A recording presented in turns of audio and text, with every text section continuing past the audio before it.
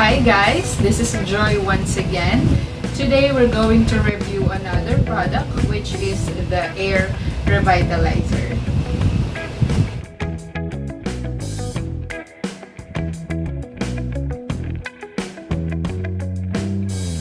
Nowadays, this product is being considered as one of the home essentials that you must have.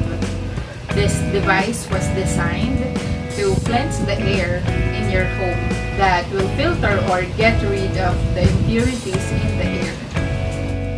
Having this product for almost more than a year na, masasabi kong kailangan talaga ng ganitong gamit sa bahay.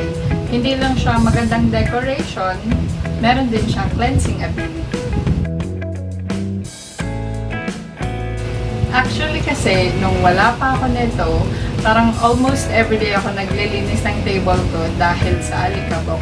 Compared nung meron na ako nito, na-lessen talaga yung dust particles. So parang once or twice a week na lang ako naglilinis ng table ko.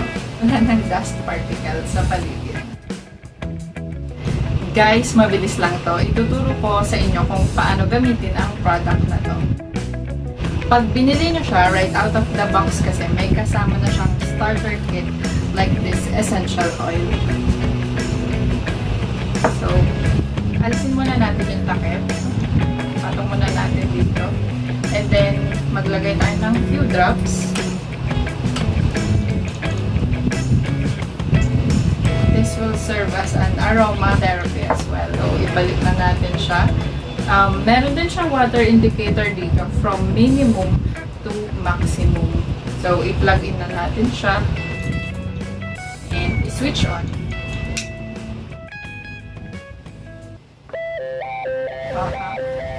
Baka siyang fishing bowl. Nagsisimula na siyang bumango.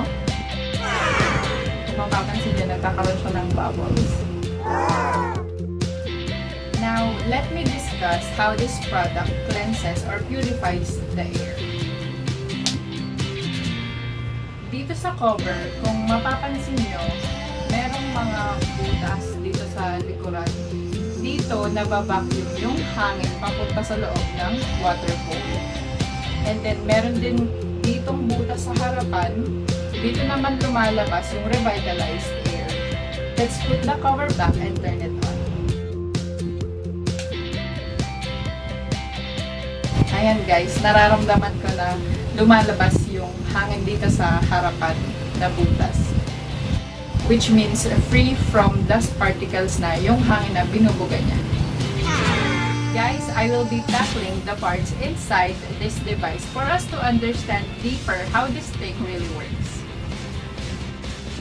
Okay, let me disassemble the parts and I will be explaining the functions for you. I-turn off muna natin siya. And alisin yung cover. Set aside natin yung water bowl. Dito sa cover, pwedeng i-detach yung turbine at yung foam. Guys, ito nga pala yung electric motor niya, parang sa mini electric fan. Kaya siya umiikot. And itong foam, pwede natin i-detach dito sa turbine.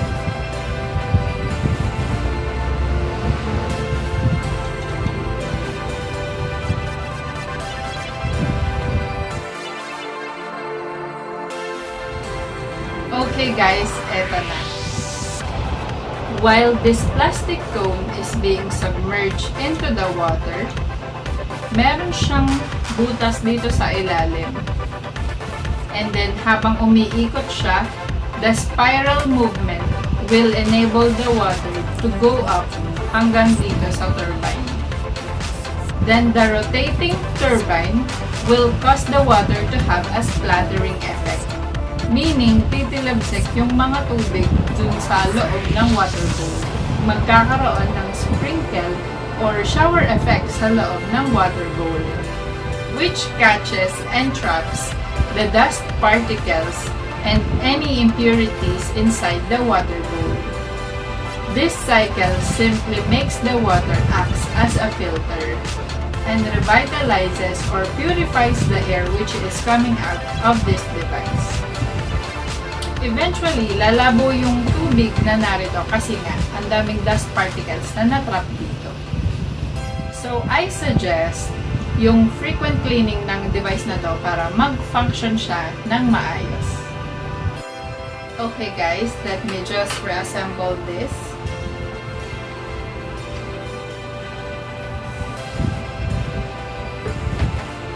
And ayan na siya, the air revitalizer.